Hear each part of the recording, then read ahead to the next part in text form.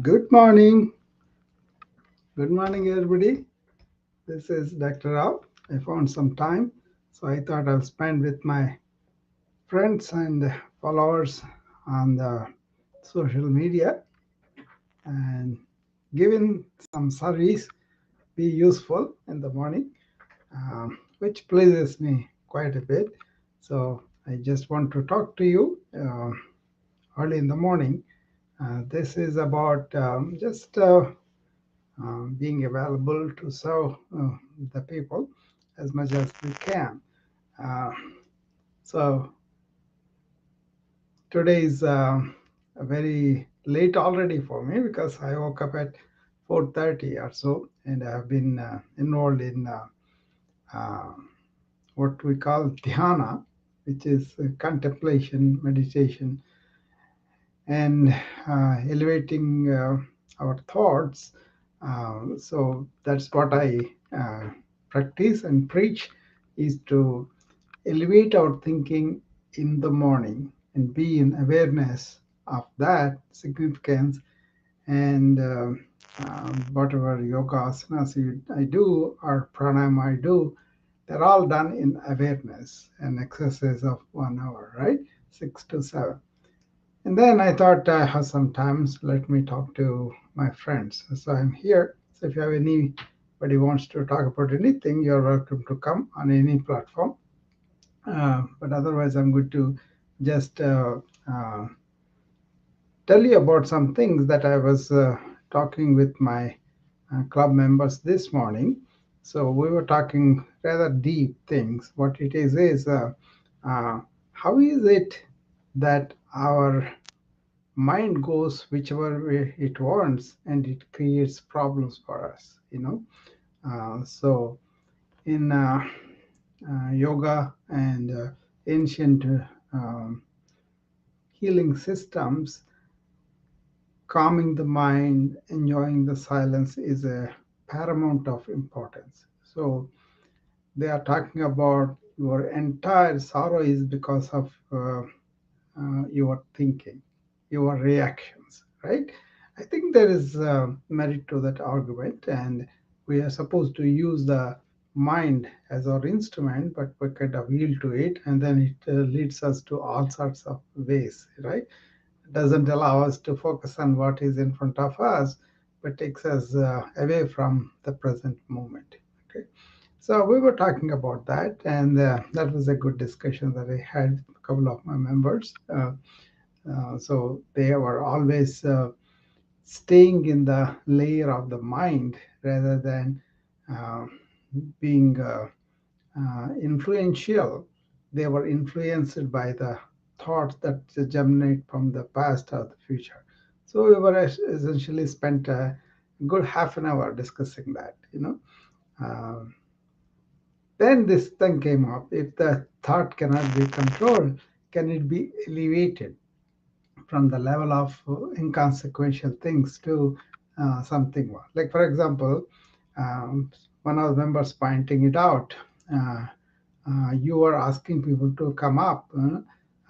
Then I said, yeah, but why are you concentrating on that? Because I'm inviting them so that they will engage with me. But in which way it is really important for you? What about the statement I said at the beginning of the hour? Do you recollect that? And she is not aware of that. So you see how the mind goes to trivialities where it is not needed, right? And that's what I'm talking about, elevating the thought from mundane for inconsequential trivialities to something significant in life, something useful to people, something that will help other people. Okay, that is the elevation of thought. That's what I do in the morning every day. I talked about this in the past about how to be in the morning in your thinking, elevate it, elevate to a level where you're going to ask significant fundamental questions about life, and you don't have to have an answer, but you have to have that questioning mind, questioning all by yourself, not because somebody else said you got to think this way, you know. And that kind of uh, questioning leads to finding answers by yourself, which stay with you forever. So we do that with our regular, you know, things that we make, our tools that we make, our ways of life we make. But we don't ask fundamental questions about ourselves. Who am I? What is this being? Why my body and mind are not really me, but they are my instruments? Those are the fundamental questions I ask, and then you don't have to ask chat gpt about it, but you have to think about it yourself, right? By the way, chat gpt does a good job about recovering from the deeper texts of our civilization, and it does produce those answers which are close to exploration of years of exploration. But just because they are in the text doesn't mean they are us. That means have not allowed it in our life happening. Okay, so after all, this is nothing but collective um, data from time immemorial, right? So it has the capacity, the chat GPT I'm talking about, it has the capacity to go deeper in a fraction of a second and scan through millions of sayings and then come up with a cohesive, rational, and sensible answers. And I was quite impressed with that, So years of contemplation, and all that really sharpen our mind to come to some of those things. And then it is getting those insights just by scanning the data, which is impressive, which is really good also for us, right, in the long run. Okay.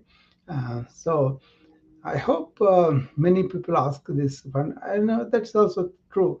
You got to ask the right question to get the right answer with ChatGPT.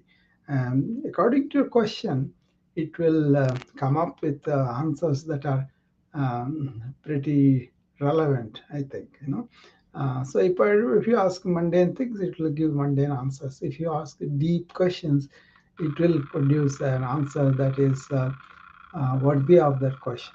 Okay, at least that's my experience with that. Okay, uh, so today morning I posted something about my BA PAL company, uh, and most people don't know what we do, so we tried to put it in the text, right?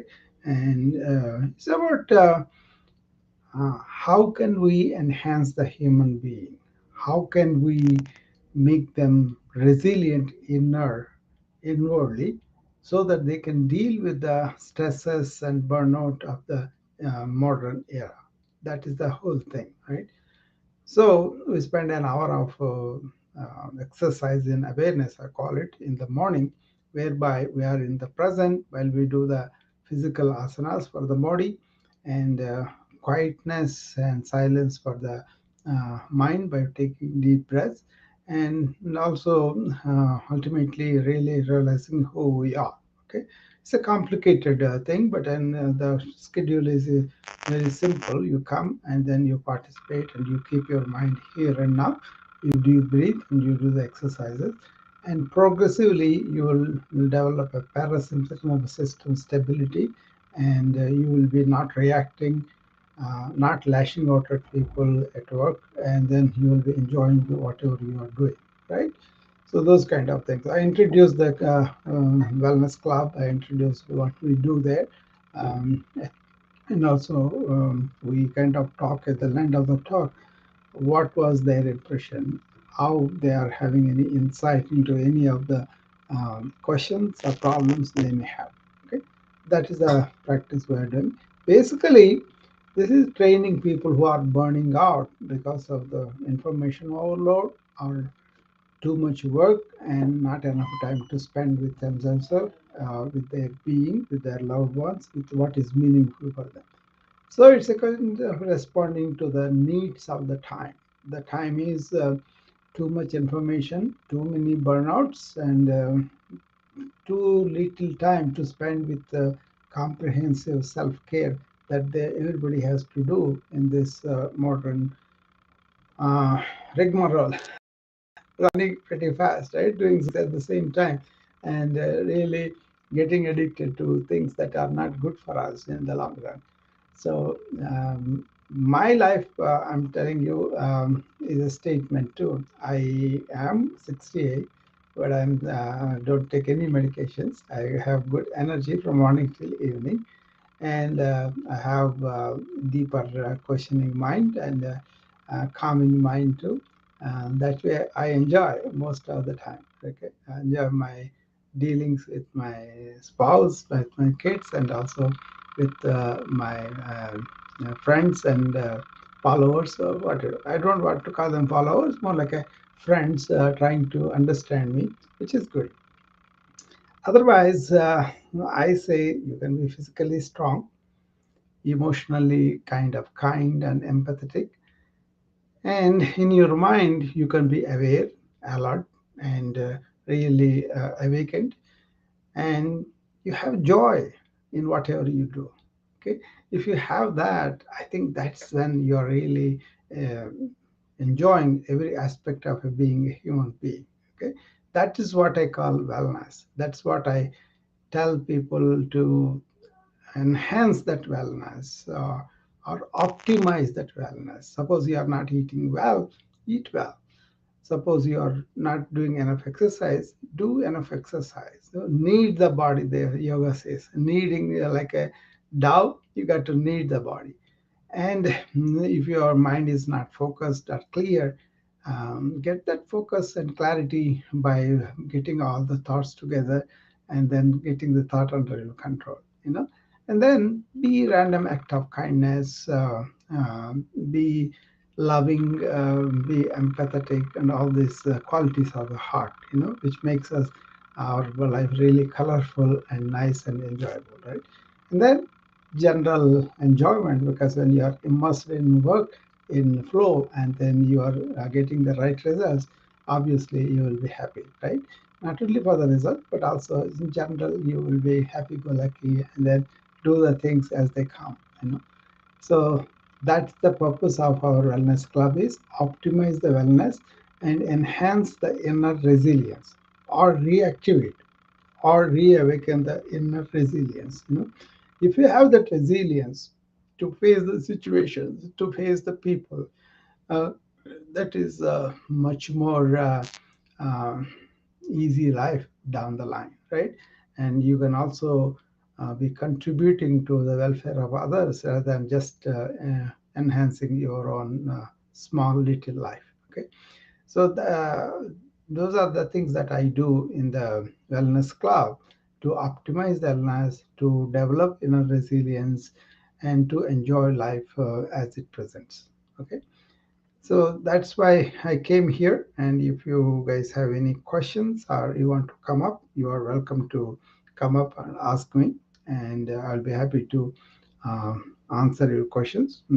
So anything else you want me to talk about, everything is open and there's no restriction or anything. You can tell me anything that you are doing that is really worthwhile sharing, and then something we need to listen. I'm open to that too. Okay, it is not that I have all the answers. I don't have. I just think that we should live better, and we should be in wellness and in a resilient fashion to face the life. Especially the modern life has become faster and crazier, and doesn't have touch with the nature or with our inner being. Those are the things I value, the inner awareness, and with nature, we should have a healthy, more like a reviving, regenerating the nature experience. So those are the two things I value: what we do for the nature or the planet. The second thing is what we do for the wellness of everybody. Those are the two things I always pursue, and that makes me take up new skills also, and new skills like artificial intelligence. Actually, that's giving me more time to be with myself, to explore myself, to be spiritual in that way. Okay, so that gives me a lot more opportunity and time. I'm very happy about it, but also the uh, the exhilaration that you get when you embark on something new you want to learn, and just attempting itself can be very exhilarating, right? So that's what I do these days. I'm having fun with artificial intelligence. I'm learning a lot of tools. I'm learning a lot of new ways to do stuff, and the breakneck speed with which innovation is happening now with artificial intelligence, I am riding that wave. I'm only learning a fraction, but then even that is very exhilarating for me. My writing has improved, my time has gone down, and my uh, book is getting completed, my course is getting completed, and I'm able to uh, explore a lot of new issues on climate, what was happening, what was going on with so many activists that are working for the climate. And on the scientific front, so many new things that are happening because there's an explosion of data, and I'm also a data person because I have this informatics master's degree. So I'm familiar with what is big data, how to be using all of that too. So right now is a good time to explore these new things, and I hope you're all having good time too. We can talk about artificial intelligence too if you want to, but I'm interested more about philosophical, spiritual matters. So if you have questions on that, I will feel like I'm also sharing what I'm experiencing and what I'm learning. That may be tiny, that may be little, but still it's significant because it is focused on that.